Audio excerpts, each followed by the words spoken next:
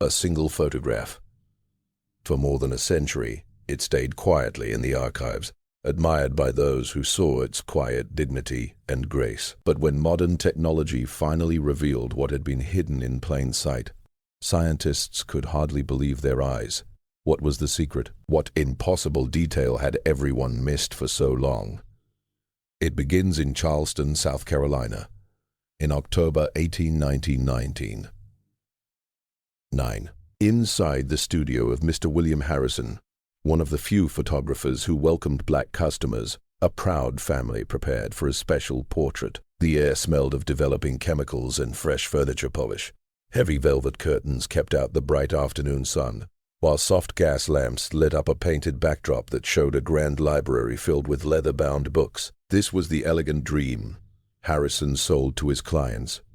A picture of success and refinement. Thomas, the father and patriarch, stood tall in a dark wool three-piece suit that was perfectly tailored, even though he earned his living as a master carpenter. A shiny watch chain crossed his vest. Beside him stood his wife Elizabeth, in an elegant burgundy silk dress, trimmed with delicate black lace at the collar. Her hair was styled in the fashionable Gibson girl look. Their 5 children, ages from 23 down to 6, stood arranged around them. The eldest son wore a fine suit, almost as nice as his father's. The daughters looked neat in white blouses, with high collars and long dark skirts. The middle son shifted a little, uncomfortable in his stiff collar, but he held himself straight. And in front was little Samuel, just 6 years old, dressed in a small suit with short pants, white stockings, and shiny polished shoes. His young face showed a mix of seriousness and the restless energy that all children feel when they must stay perfectly still for the camera. Harrison carefully positioned the family, Thomas and Elizabeth in the center, the children lined up by height, with young Samuel placed in the front right. He set a small table beside them, covered it with a pretty embroidered cloth, and placed an open book on top. "Now everyone hold very still," he instructed gently. "Look straight at the lens. Think of something that makes you proud." The whole family froze in place. Samuel kept his hands at his sides, one resting lightly against his father's leg. The shutter clicked open. Light poured through the lens. For a moment, time itself seemed to stop. The photograph was taken. Thomas paid $3 and came back 2 weeks later to collect the finished print. That photograph hung proudly in their parlor for many years. It traveled with the family through moves and difficult times until it was finally donated to the National Museum of African American History and Culture. There it was carefully catalogued, admired, and studied by many visitors. But no one noticed the secret it held. The hidden detail was captured forever in the silver crystals of the emulsion, yet it remained invisible for the next 124 years. In January 2023, on a cold winter morning, Dr. Rachel Foster was working at the museum. Her job was slow and careful, but it felt deeply important. She used new high-tech scanners to examine old photographs and bring out details the human eye could never see. The scanner was impressive. It could capture 4,800 dots per inch, showing every thread in the fabric, every grain in the paper, and even the tiny silver crystals from the original plate. Rachel pulled the old photograph from its climate-controlled storage. The label simply read, "Thomas Family, Charleston, South Carolina, 1899. A Reed studio portrait donated in 1987. She had seen it before and always found it beautiful and full of dignity. The family's fine clothes, their confident posture, and their direct gaze told a powerful story of black pride and achievement in a time when such stories were often ignored or erased. She placed the photograph on the scanner bed and started the process. The image slowly appeared on her screen, line by line, in stunning new clarity. Faces came into view first, then the clothing, the painted backdrop, and the small decorative table. When the scan reached the bottom of the image where young Samuel stood, Rachel suddenly froze. She leaned in closer, her breath catching in her throat. Something about the child's right hand looked strange. She zoomed in once, then again, and again, until every pixel became perfectly sharp. "Oh my God," she whispered. Samuel's right hand, resting gently against his father's leg, clearly showed 6 fingers. They were not blurry or distorted. 6 distinct, fully formed fingers were visible in perfect detail. Rachel sat back for a moment, her heart racing. She quickly checked the left hand. It had the normal 5 fingers. She returned to the right hand. 6 fingers. Unmistakable. The extra finger sat neatly on the pinky side. It looked completely natural, proportional, and useful, like it truly belonged there. Her pulse quickened as she searched the museum's records for more information about the family. Who were they? Were there other photos? Any medical notes? Within an hour she had a name. Thomas, master carpenter of Charleston. Within 2 hours she picked up the phone and made a call that would change everything. Dr. Webb, this is Dr. Charleston. Rachel Foster from the National Museum of African American History. I need you to come to Washington right away. I think I've found something truly extraordinary. Dr. Marcus Webb arrived 2 days later. He was a geneticist at Johns Hopkins University who specialized in hereditary conditions in African American families. He approached his work with great respect, knowing the painful history of how black bodies had sometimes been mistreated in medical studies. Rachel met him in a quiet examination room. The original 1899 photograph lay protected in an archival sleeve on a light table, while her laptop displayed the sharp, high-resolution scan. "Thank you for coming so quickly," Rachel said. "I need you to tell me I'm not imagining this." Marcus put on soft white gloves and picked up the photograph. At normal distance, it looked exactly as expected. A dignified, well-dressed family, full of pride. He could hardly see the fingers clearly. Then he looked at the enlarged digital scan. When Rachel zoomed in on Samuel's right hand, Marcus's eyes widened in surprise. "Only the right hand?" he asked. "Yes, unilateral," Rachel replied. Marcus studied the image carefully. Post-axial polydactyly. The extra finger is right beside the pinky. And look, it's not deformed at all. It appears fully formed with proper joints. He sat back and took off his glasses. "This is remarkable. Polydactyly occurs in about 1 in every 1,000 births, but to see it captured so clearly in a photograph from 1899, and for it to go unnoticed for more than a century, that's something special." "There's more," Rachel said, showing him a folder. "The family were respected master carpenters in Charleston for several generations." Marcus grew more interested. "Multiple generations. Do we know if others in the family had this trait too?" "That's exactly what I need your help to discover." They began slow, careful research together. Old census records from 1900 gave basic details. Thomas, born around 1849, listed as a carpenter. His wife, Elizabeth, and their 5 children, including Samuel at age 7. A property deed from 1897 showed Thomas had bought a building on King Street, an important achievement for a black man at that time. A clerk had even noted, "Thomas, master carpenter of considerable reputation." They were not struggling, Rachel observed. This was a successful family.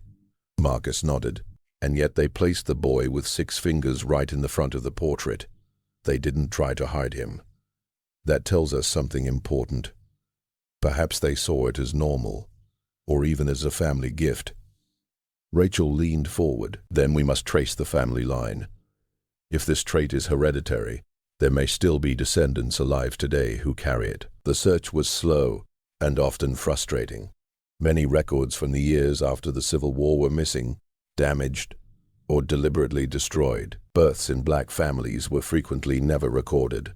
The Great Migration had scattered families across the country, breaking many paper trails. But Rachel was determined and Marcus was patient.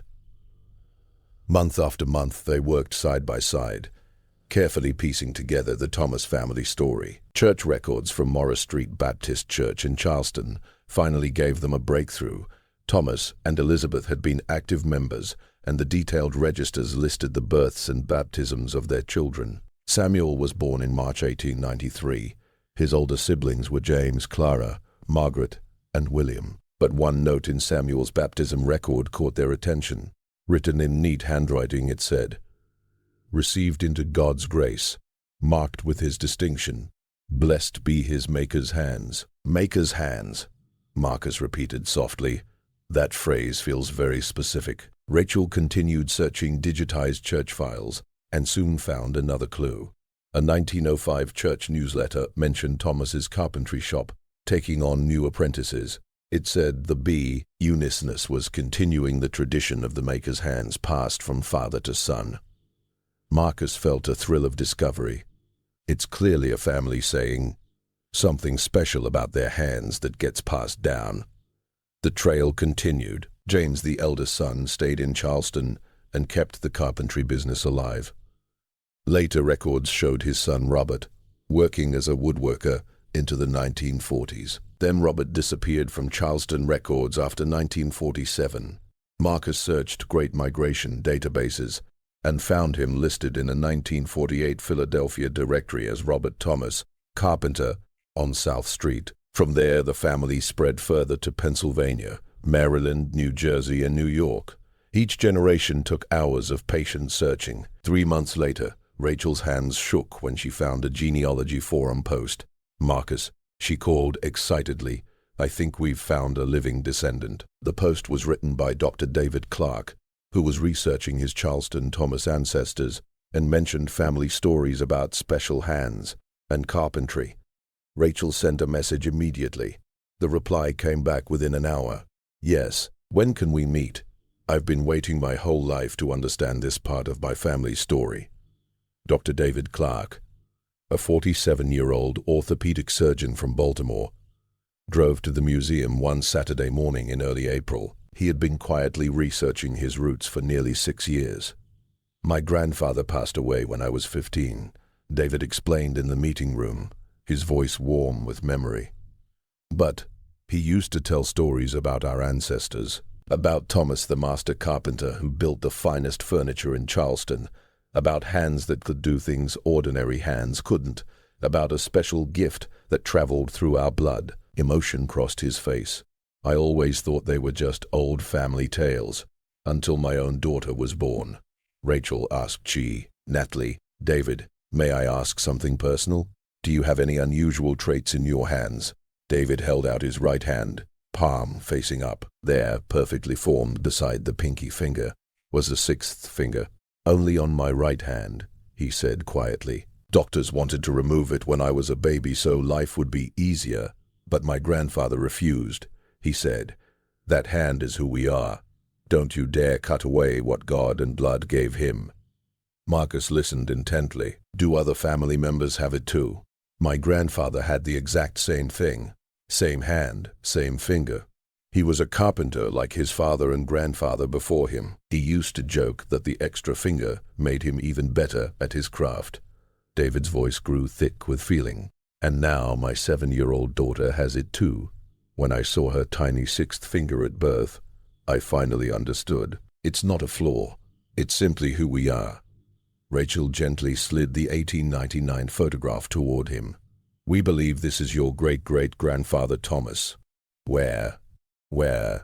Believe this is your great-great-great-grandfather Thomas. And this little boy, she pointed, is likely your great-grandfather Samuel.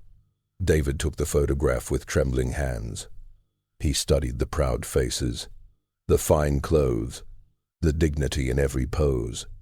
Then his eyes settled on Samuel. Even knowing what to look for, the extra finger was subtle in the original print. Tears shone in his eyes. I've never seen his face before. My grandfather only described him. He looked up. How did you ever find this? Rachel explained the power of the new scanning technology. Marcus described what the discovery could mean for genetics and history. We would like to do genetic testing, Marcus said carefully, with your full permission. If we can map the exact mutation and trace it through your family, we may be documenting one of the longest hereditary traits ever recorded in American history. David nodded without hesitation. What do I need? Blood samples from you and any willing relatives, and from your daughter Emma too, if you and she agree. I'll do it right away, David said. My daughter is actually proud of her hand. She calls it her special finger. She'll be excited to be part of this. The testing took 6 weeks. Samples from David's 3 cousins and young Emma were sent to the Johns Hopkins genetics lab.